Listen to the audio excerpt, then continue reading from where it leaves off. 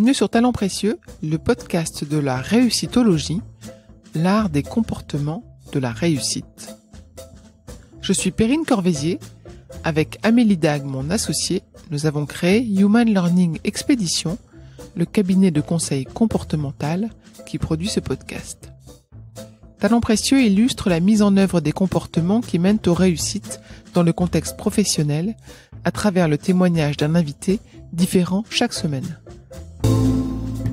Vous êtes de plus en plus nombreux à nous écouter et cela nous fait vraiment plaisir de produire nos épisodes pour vous. Pour nous soutenir, parlez de Talents Précieux autour de vous, partagez vos impressions sur les réseaux sociaux, suivez Talents Précieux sur Instagram. Vous pouvez également vous abonner, noter et commenter Talents Précieux là où vous nous écoutez.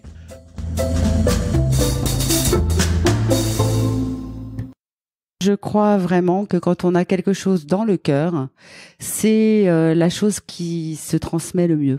Quand on a une conviction, quand on a une envie profonde, eh bien, les gens vous suivent. C'est comme le petit joueur de flûte.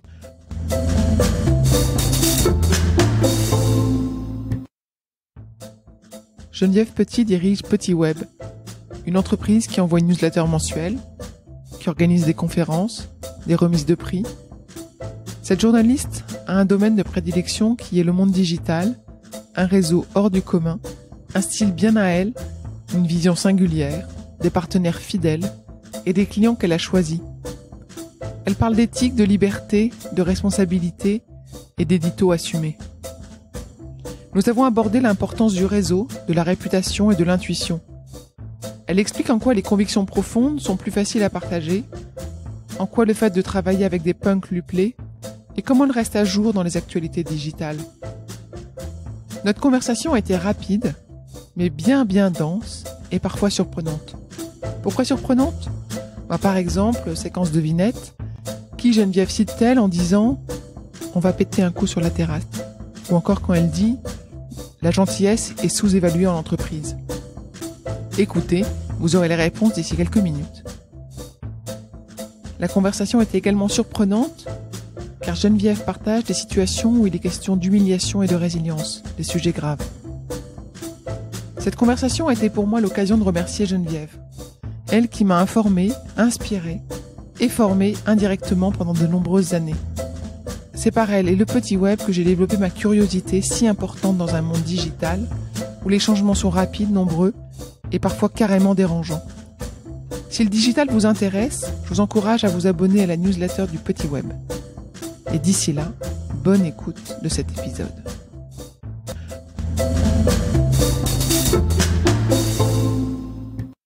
Bonjour Geneviève. Bonjour Perrine. Merci de nous recevoir. Je voulais savoir quel était ton métier, parce que je me suis posé plein de questions en venant, en me disant alors est-ce qu'elle est journaliste, est-ce qu'elle est influenceuse, est-ce qu'elle est animatrice, facilitatrice, consultante, etc. Et en fait, je crois que je vais être surprise par ta réponse. Alors, oui, je vais dire que je suis d'abord chef d'entreprise, et puis dans un premier lieu, et ensuite journaliste.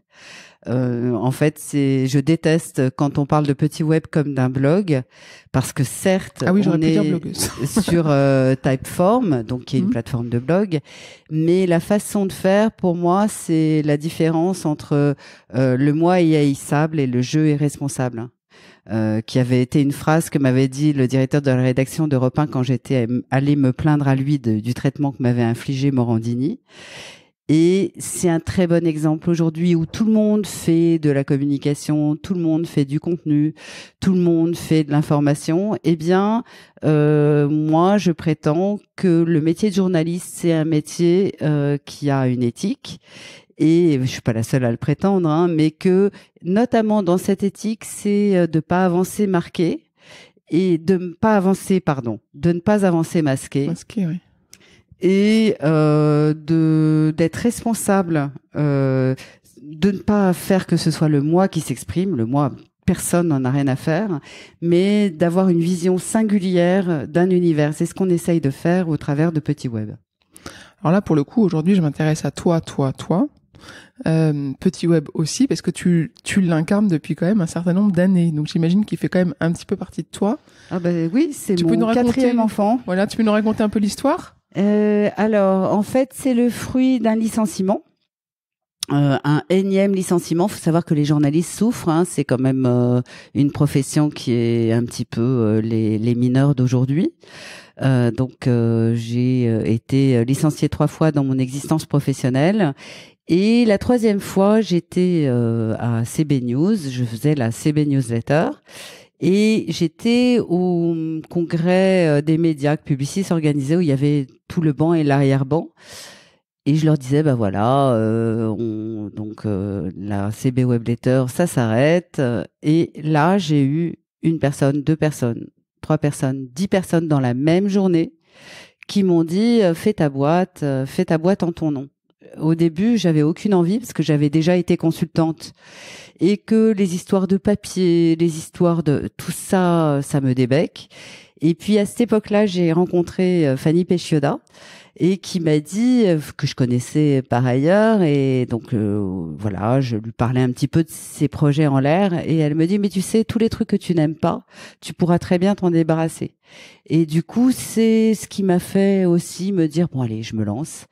Et le lancement de Petit Web, ça a été une allée semée de pétales de rose, c'est-à-dire que comme j'étais responsable de mes 3 enfants, du fait qu'ils aient quelque chose à manger dans leur assiette, il n'était pas question que j'ai la quelconque incertitude à la fin du mois. Et donc, tout le modèle a été construit 1 an à l'avance, avec des partenariats annuels, dont, par exemple, M6, qui est là depuis 8 ans, faut quand même le saluer. Et donc, comme ça, j'ai pu démarrer. Et le truc incroyable, c'est que j'ai fait 5 rendez-vous et j'ai eu 4 oui. Il y avait donc aussi un vrai besoin, et en plus, tu as su convaincre.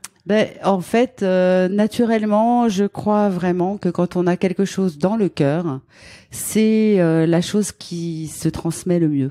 Quand on a une conviction, quand on a une envie profonde, eh bien, les gens vous suivent parce que c'est comme le petit joueur de flûte. Comment est-ce que tu le décrirais pour ceux qui connaissent pas Petit Web en 2-3 phrases? Qu'est-ce que c'est que Petit Web aujourd'hui? Petit Web, il y a une vitrine qui est notre newsletter sur laquelle on peut s'abonner sur petitweb.fr. Cette vitrine, en fait, c'est toutes les semaines une synthèse de l'information du digital marketing, de la transformation digitale. Une synthèse qu'il faut en retenir, et surtout un point de vue. C'est Christian Blachasse qui me l'avait dit au départ. L'édito, c'est ce qu'il y a de plus important dans un titre. Je ne savais pas que je savais en écrire, et en fait, j'adore ça. Chaque semaine, c'est ce que j'appelle ce qu'il y a au fond de mon verre, ce que je retiens des rencontres que j'ai faites, de ce que toute l'information qu'on peut brasser comme ça, Voa et moi, dans une semaine. Et justement, il s'agit de parler, d'éclairer, de poil à gratter ce marché qui se prend terriblement au sérieux, où il y a énormément de choses qui sont dites en l'air, et de dire ça a de la valeur, et ça c'est par exemple du foutage de gueule. Un exemple de foutage de gueule, c'est Sheryl Sandberg qui se sert de son veuvage pour faire oublier les scandales de Facebook. Je supporte pas, je le dis. Oui, je te suis depuis, je pense, le début. Effectivement, on te sent mener certains combats, les prendre à bras le corps, les mener jusqu'au bout, parfois seul, j'ai l'impression, mais toujours avec justesse. Donc voilà, c'est mon petit moment où je te dis merci. Merci beaucoup. Est-ce que tu pourrais nous raconter un succès professionnel dont tu es super fier? Alors, Petit Web ou pas, récent ou très lointain, mais un moment où tu as fait bouger les lignes, où tu as vraiment eu l'impression de faire la différence. Alors, je vais commencer des côtés de la fierté, et c'est un vrai sujet, parce que dans ma vie personnelle, j'ai été extrêmement humiliée. Et donc, je me souviens très bien du jour où j'ai été fière de moi.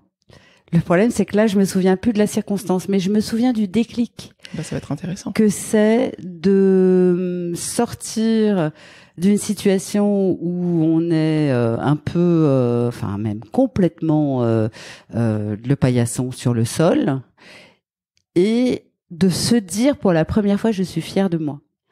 Alors, je vais quand même répondre la facilité. Je suis très fière de ce qu'on a construit avec Petit Web. très fière parce que je trouve qu'on a trouvé un équilibre entre la liberté et la responsabilité. Je trouve qu'aujourd'hui, la liberté, c'est quelque chose qui est de plus en plus menacé. Je m'en rends compte dans ma petite coquille de noix d'information digitale.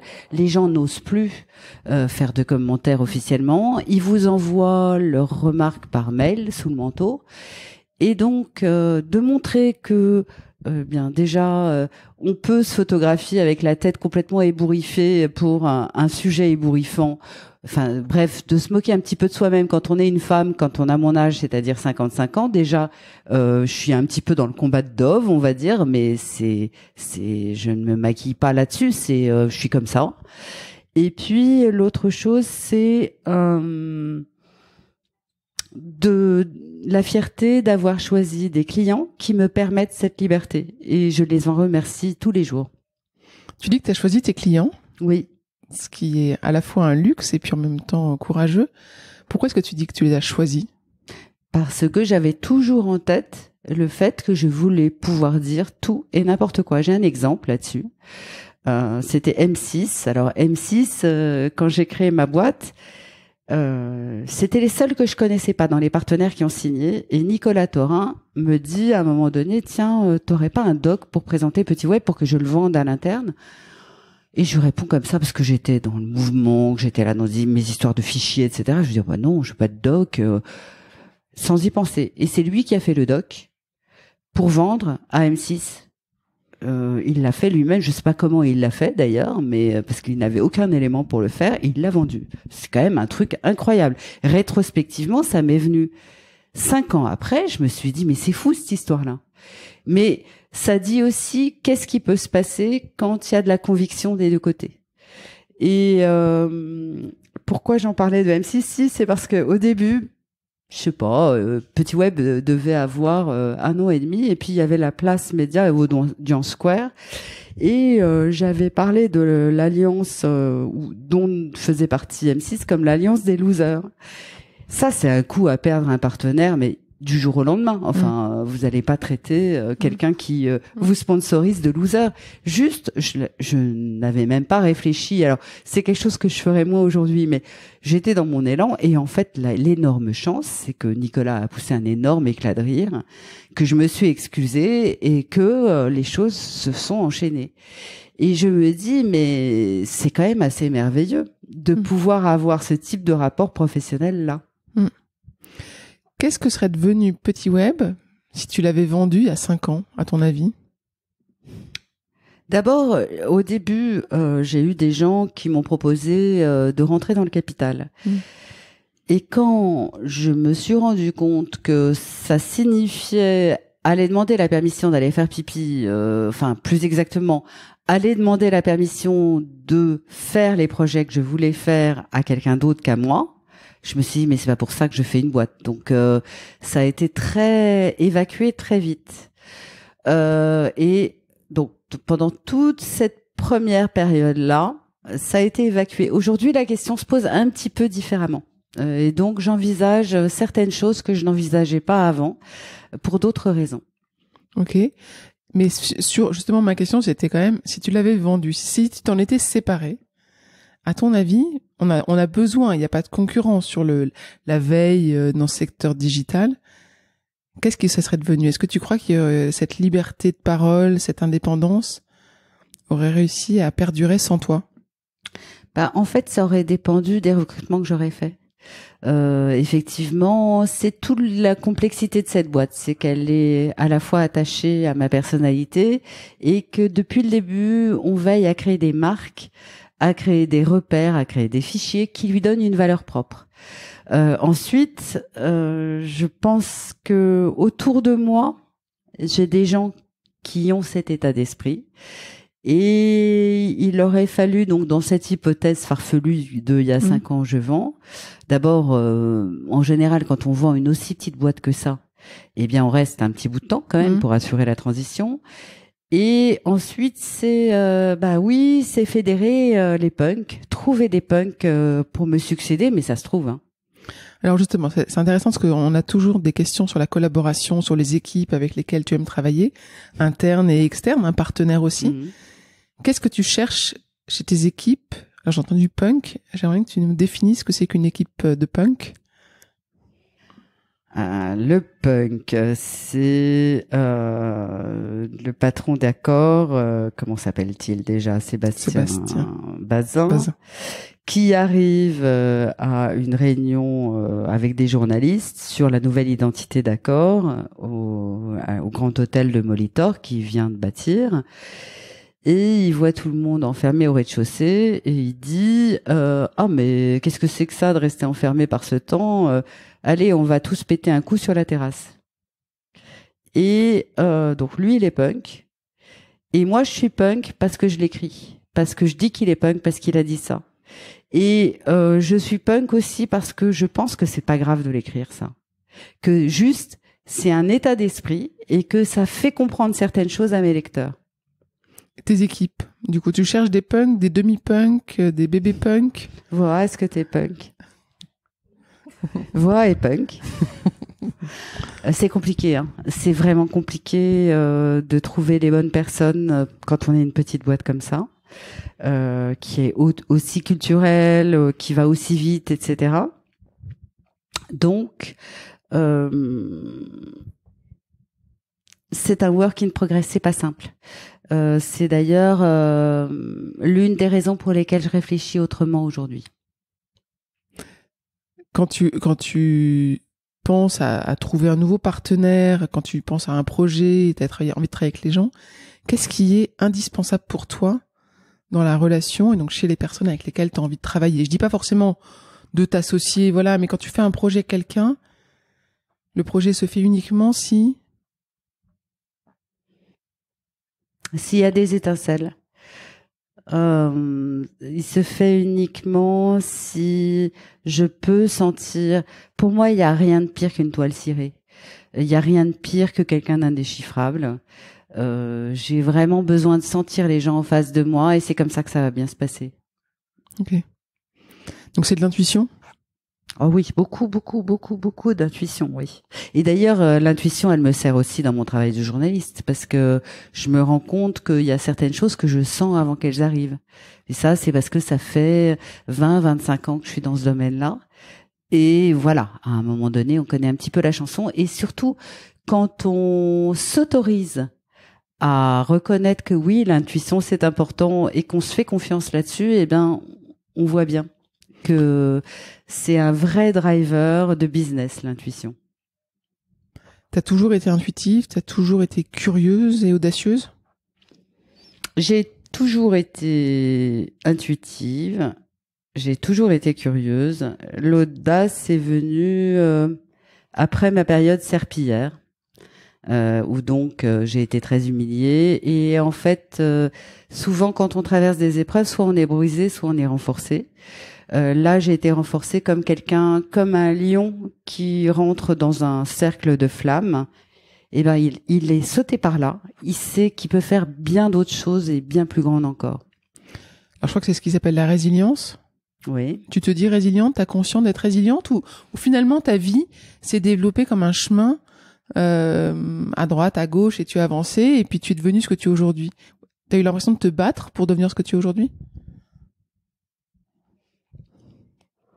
J'ai eu l'impression d'être morte et d'avoir revécu. D'accord, c'est fort. Génial. Bon, en tout cas, je pose des questions qui sont pas du tout dans ma trame habituelle. Donc, je suis un peu perdue. On revient. Alors, on y va. Si, il y a plein de choses que tu sais, que tu apprends parce que tu rencontres énormément de monde. J'imagine qu'il y a quand même des choses qui sont du confidentiel, qui sont sous le sceau du secret, et même pour les journalistes. Et moi, ça m'intéressait de savoir comment est-ce que tu gérais ça, jusqu'où tu es libre, jusqu'où tu es responsable, comment est-ce qu'on respecte un secret, une donnée confidentielle, sachant que tu peux faire une avant-première et que tu peux t'en servir. Je me suis toujours demandé comment les journalistes géraient cette situation-là? En fait, dans le milieu du B2B, c'est un tout petit milieu. Et si vous faites une crasse à quelqu'un, si vous respectez pas votre parole, eh ben vous allez le payer un jour.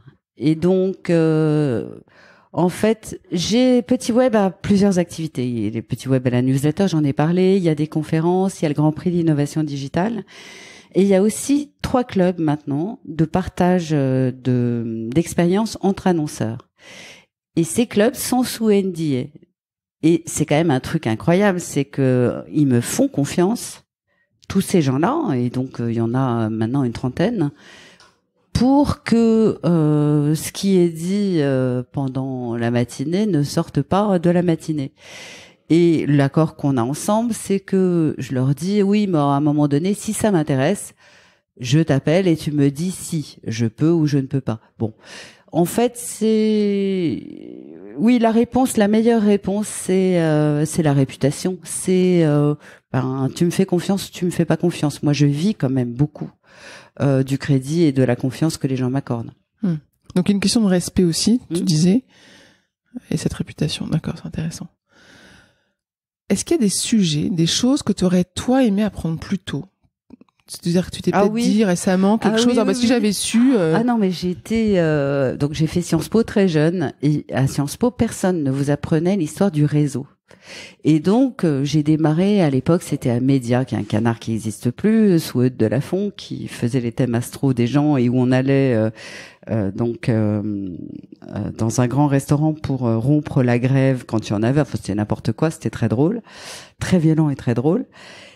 Et donc, à l'époque, j'avais plein de cartes de visite que je jetais systématiquement à la poubelle. Et j'ai passé 10 ans comme ça, alors que ça s'appelle un carnet d'adresses, mais personne ne m'avait jamais expliqué ça. Et donc, moi, on me l'avait pas expliqué et je vivais dans l'instant et voilà, comme la petite marchande d'allumettes, alors que j'aurais eu dès le début, je serais, parce qu'il y a des gens très célèbres comme ça, il y a, je sais pas, Hervé Bloch est comme ça, Jérémy Béribi est comme ça, c'est des gens, mais une carte de visite, c'est de l'or et puis plus t'en as, et mieux ça se passe. J'ai été très punk avec l'histoire du réseau et des cartes de visite. D'autres choses comme ça que tu as appris? Qu'on m'aurait dit oui. Alors, je suis une femme. Les femmes sont très très fortes pour se tirer une balle dans le pied. C'est-à-dire qu'elles font beaucoup plus que ce qu'elles disent, qu'elles ont beaucoup de mal à saisir les opportunités. Et je me souviens de jeune journaliste, je devais avoir 26-27 ans. J'avais été invitée, je m'occupais de la radio. Peut-être 28, non, un truc comme ça, 27, 28. Je m'occupais de la radio à CB News et le directeur des programmes de RTL m'a invité à déjeuner. Bon, on passe le déjeuner, puis après le déjeuner, je me dis, mais en fait, s'il m'a invité à déjeuner, peut-être que je l'intéressais. Et là... Toi, t'avais déjeuné. Oui, c'est ça. Et mon rêve a toujours été de faire de la radio. Donc, mais c'était n'importe quoi. C'était une énorme inconscience des situations. Et donc, je suis allée le revoir. J'ai appelé... en fait, c'était l'esprit... Mais c'était grotesque en disant, mais je me suis rendu compte qu'en fait, j'ai dit les choses quelles elles étaient. S'il m'avait déjeuné, c'est que peut-être il avait une idée, mais c'était bien évidemment beaucoup trop tard. C'est-à-dire qu'il fallait attraper le bâton tout de suite. Intéressant. Donc là, c'est des conseils que tu pourrais donner aux jeunes. Des jeunes qui rentrent sur le marché du travail aujourd'hui, t'en croises plein, j'imagine t'en vois plein. Oui. Qu'est-ce que tu as envie de leur conseiller? De faire ce qu'ils aiment. Ça, c'est la première chose. Vraiment la première chose. J'ai envie de leur conseiller de travailler beaucoup. C'est quelque chose qu'ils ont du mal à faire, cette génération-là. Ils sont là à compter leur temps, à dire non mais attends, là je me fais exploiter, etc. Et ils n'ont pas forcément la perception que c'est toutes ces heures de travail qui vont faire un savoir-faire et qui vont faire que après ça va. Voilà, il y a le métier qui est là. Donc travailler beaucoup, s'investir dans son travail. Oui. Et aimer ce qu'on fait. Aimer ce qu'on fait, oui, bien sûr. De l'autre côté, à l'inverse, est-ce que toi, tu as rencontré des personnes dans ton passé professionnel qui t'ont vraiment inspiré et marqué en bien? Ce qui serait intéressant pour nous, c'est peut-être pas que tu cites leur nom, enfin comme tu veux, tu peux, mais c'est surtout que tu puisses nous expliquer ce qu'elles faisaient de particulier. Alors, en fait, j'ai eu peu d'expérience professionnelle. J'ai eu en tout et pour tout 3 employeurs dans ma vie. J'ai eu Média, de la Fond. Ensuite, j'ai eu une petite période avec une mission particulière, mais c'était pas un employeur. Ensuite, j'ai eu CB News en 2 étapes. Et puis, le 3e employeur, c'était AdTech, c'était des Anglais. Et peut-être que ça explique pourquoi j'ai pas eu tant que ça de mentors. Alors, je vais citer quand même Christian Blachas parce que c'est quelqu'un qui était gentil et qui valorisait la gentillesse. Et c'est pas fréquent d'entendre un chef d'entreprise, dire la gentillesse est sous-évaluée. C'était un drôle de manager, c'était un petit peu Club Med, hein. Chacun fait ce qui lui plaît. Mais avec moi, ce qui a été magique, c'est que je lui disais je veux faire quelque chose, et il me disait faites-le petit. Et ensuite, je me retrouvais à faire des choses que je n'avais absolument jamais faites, genre produire un Grand Prix, les Clics d'Or, genre faire un magazine, ça c'était des CB Web en papier, faire un chemin de fer, mais personne m'avait jamais appris à faire un chemin de fer, et puis personne me l'apprenait, donc j'ai fait un chemin de fer avec des plots de golf. Pour en fait dire la longueur des sous-parties. La maquette était complètement improbable. On était dans la pré-explosion de la bulle, donc on pouvait faire absolument n'importe quoi. C'est ce qu'on a fait. C'était très très bien. Et donc en fait, ce qui m'a marqué chez lui, c'est la confiance. C'est le fait que voilà, il disait ok vous le faites. Ensuite on n'en parlait plus jusqu'au jour où il était sur scène. Il savait absolument pas comment s'était construit le truc quoi. La confiance, on a parlé tout à l'heure d'audace par exemple, c'est des compétences comportementales, nos fameuses soft skills. Est-ce que je peux te demander une définition de journaliste des soft skills?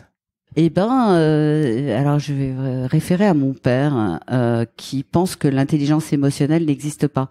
Les soft skills, c'est l'intelligence émotionnelle, c'est ce qui nous fait comprendre le monde au travers de nos émotions. Belle définition, merci. Je sais que tu es sur 40 000 projets, enfin en tout cas quand je lis la newsletter tous les lundis matins, je me dis quelle semaine elle a dû avoir. Elles ont dû avoir, oui. J'ai conscience de ça quand même, que tu es entouré. Mais je me dis qu'il y a des moments où tu dois avoir besoin de décrocher un peu. Et je me demandais comment est-ce que tu faisais pour te ressourcer. Parce que ça aussi, c'est une compétence comportementale, se ressourcer. C'est une très très bonne question. C'est une très bonne question. Je dirais lire, marcher. Mais c'est quelque chose que j'ai du mal à faire. C'est-à-dire que je suis très entière et donc j'aime bien plonger dans quelque chose et je suis pas quelqu'un qui a 50 hobbies. Donc il y a mon travail, ma famille, mon amour, mes amis quoi. Et ensuite j'aurais adoré par exemple jouer d'un instrument pour pouvoir justement m'extraire de tout ça et puis mais bon j'ai fait 1 mois de guitare donc c'est un petit peu loupé. Bon, en tout cas on ne verra pas ce soir, c'est la fête de la musique aujourd'hui, on va pas voir Geneviève en bas de son bureau. Ok. Et ce moment quand même de décrocher, moi qui étais dans le secteur du digital, les choses vont très vite, les nouveaux sujets arrivent de temps en temps en cavalcade. Comment est-ce que toi, tu as l'impression de faire pour rester à jour? En me centrant sur l'individu que je suis et sur mon entourage. C'est-à-dire que les choses vont pas si vite que ça quand on les regarde un petit peu de près. L'intelligence artificielle, par exemple, ça fait 25 ans. Enfin, il y a plein de choses qu'on nous vend sans arrêt en disant « Waouh !» La voix, est-ce que c'est nouveau? On ne sait pas. On ferait bien de s'interroger sur l'utilisation de la voix en dehors du digital, parce que la voix c'est vieux comme le monde et ça dit plein de trucs. Donc c'est un petit peu cette espèce de distance-là et qui fait qu'on se réjouit d'être hebdomadaire dans mon domaine, parce que sinon, on serait cramé, on serait complètement abusé par cette espèce de tourbillon. Mais quand on a la chance de regarder ça avec un peu de distance, de dire ouh, là pendant 2-3 jours je fais autre chose, puis j'y reviens et puis je regarde, eh bien là on acquiert une forme de confort. D'accord. Donc finalement, ce temps hebdomadaire, tu trouves que c'est un temps quasiment long qui te permet de prendre le recul? Oui. Ah c'est très long, hebdomadaire par rapport au digital, c'est très long. Mais c'est très précieux. Et puis par exemple, l'été, on paraît pas. Mais j'entends un message rassurant quand même pour toutes les entreprises qui sont un peu paniquées par tout ce qui arrive. C'est de dire aussi ces thèmes-là, finalement, vous avez eu le temps de vous y préparer. Regardez bien par où ça vient et à quoi ça se raccroche pour mieux comprendre, c'est ça? Faites confiance à votre bon sens, à votre vie quotidienne pour appréhender ces sujets-là. C'est le plus important. En fait, qu'est-ce qui fait l'énorme succès d'Apple, de Google, de Facebook? C'est l'UX. Et l'UX, c'est quoi? C'est notre vie. Donc, tout ça, c'est un professionnel du digital, il a sa vie dans les mains. Et il faut pas qu'il l'oublie. UX, je dis juste pour ceux qui connaissent pas, c'est le user experience. Ok. Est-ce qu'il y a une question? On arrive à la fin et tu m'as dit que tu étais efficace. Effectivement, tu es efficace. On arrive à la fin de la conversation. Est-ce qu'il y a des questions que tu avais imaginées que je te poserais, que je ne t'ai pas posées? Je m'imagine rien à l'avance. Quand je vais en Islande, il faut que j'achète un pull sur place parce que j'ai pas du tout compris qu'il faisait froid. C'était à 3h30 d'avion, mais qu'il y fait froid. D'accord. Donc tu es arrivé et on a eu une conversation. Les doigts dans le nez. Voilà, parfait, ça me va bien. Alors du coup, on arrive à la fin et la dernière question qu'on a toujours, c'est qu'est-ce qu'on peut te souhaiter à toi et au Petit Web? Ce qu'on peut me souhaiter à moi, c'est de mieux me connaître. Et au Petit Web, c'est de bien grandir. Écoute, merci beaucoup Geneviève.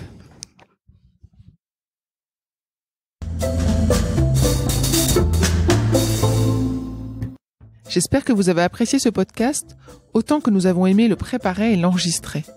Vous retrouverez les notes et les références citées lors de cet épisode sur notre site humanlx.com, humanlx.com. Vous avez des invités à nous suggérer? Mettez-nous en relation, nous adorons mener ces conversations sur la réussite. Talent Précieux est produit par Human Learning Expedition, cabinet de conseil comportemental qui facilite les réussites des organisations en libérant 4 types de comportements gagnants. Une curiosité pragmatique, une agilité dans la durée, une audace mesurée, une collaboration inclusive. Pour en savoir plus sur HLX, connectez-vous sur HumanLX ou suivez-nous sur Facebook, Instagram, sur LinkedIn ou sur Twitter. Merci pour votre écoute et à bientôt.